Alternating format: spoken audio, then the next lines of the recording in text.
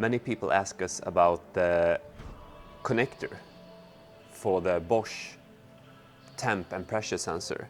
So that's why we're going to show you how to install this, how to assemble it with cables. So first up, the most common question we get is about the number on the connector. So the numbers on this connector aren't exactly as the numbers on the Bosch temp and pressure sensor. Why? It's because this connector fit many other applications as well. So do not use the numbers blindly on the connector. Make sure the wiring goes to the correct port on the connector and finally to the correct number on the actual sensor. So if you put it on 1 on the connector, it won't be number 1 on the sensor. So one more time, be sure to get the cable to the correct port on the connector so it finally will mate with the connector on the sensor, with the pin on the sensor. So let's do this. So let's assemble the terminal onto the cable. First, you will put on the weather seal, just push it over. Then you take the terminal. I used to bend the terminal in a little bit, it's easier later.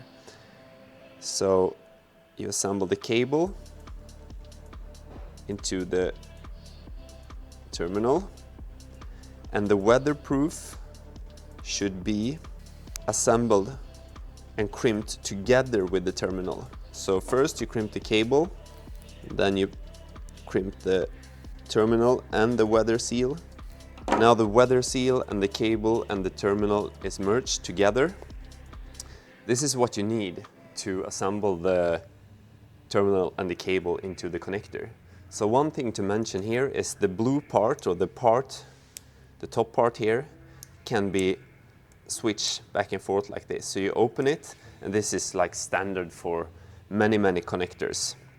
And that used to be common when you have several pins in the connector. You take the terminal itself and you simply put it into the connector.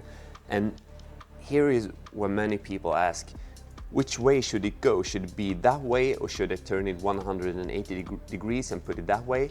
My answer to this, because this is always the question when you come and assemble a new connector. My answer to this when you're working with new connectors is try it. First up and put a little bit of pressure to it, and if it won't stick, or if you won't hear a click on different connectors, of course, you just turn it and you feel, will it fit better this way? And you try it with one terminal first, and now you know how the connector should be assembled. So let's try this. You put it in and you press it, and I can see if it fits, and I'm not sure that way, but I'm sure the other way is not the right way. So I put it back, I press it in, I put the lock, and when you have assembled the terminal into the connector and push the lock to the side, you simply take the Bosch sensor itself and you can assemble the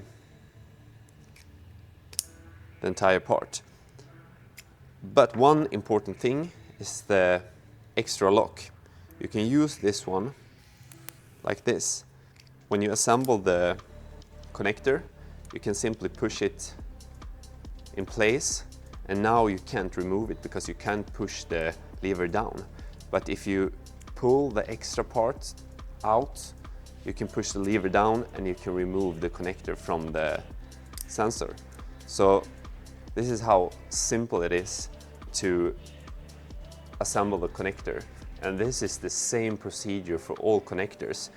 And there's more to this, like how do you use the tool, how can you think about the seals, etc. But when it comes to this specific connector, it's very simple.